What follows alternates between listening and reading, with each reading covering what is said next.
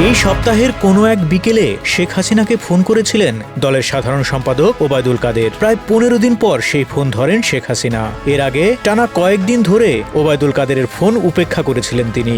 দলীয় সূত্র জানায়, শেখ হাসিনা ইচ্ছাকৃতভাবেই যোগাযোগ এড়িয়ে চলছিলেন, কারণ সাম্প্রতিক সময়ে ওবায়দুল কাদের প্রায় প্রতিদিনই লাইভে এসে বক্তব্য দেওয়ার আগ্রহ দেখাচ্ছিলেন। তার ধারণা ছিল এতে হতাশ নেতাকর্মীরা কিছুটা হলেও উজ্জীবিত হবেন। কিন্তু একটি বক্তব্যে তিনি তারেক রহমানকে তারেক রহমান সাহেব বলে উল্লেখ করেন এবং তার রাজনৈতিক অবস্থান নিয়ে এমন ভাষায় কথা বলেন যা আওয়ামী লীগের অতীত অবস্থানের সঙ্গে সম্পূর্ণ সাংঘর্ষিক।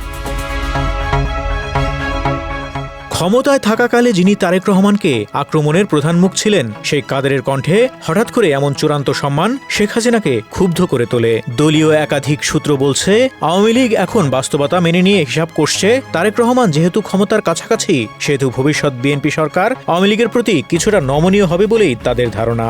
সেই হিসাব থেকেই দেশে থাকা সম্পদ বিক্রি করে বিদেশে সরিয়ে নেওয়ার সুযোগ খোঁজা হচ্ছে। এই কৌশলের বিরোধিতা করেছেন শেখ হাসিনা নিজেই। তিনি মনে করছেন এটি রাজনৈতিক আত্মসমর্পণের শামিল। সেই ক্ষোভ থেকেই তিনি ওবায়দুল কাদেরকে ভৎসনা করেন এবং প্রায় 2 সপ্তাহ যোগাযোগ বন্ধ রাখেন।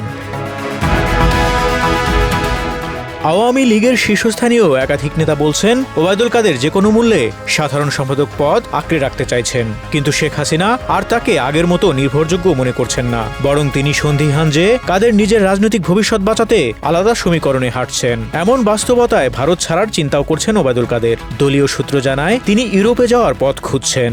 ভারতে পরিচিত মুখ হওয়ায় কার্যত তিনি ঘরবন্দি অবস্থায় রয়েছেন। প্রকাশ্যে চলাফেরা করা তার পক্ষে কঠিন হয়ে পড়েছে।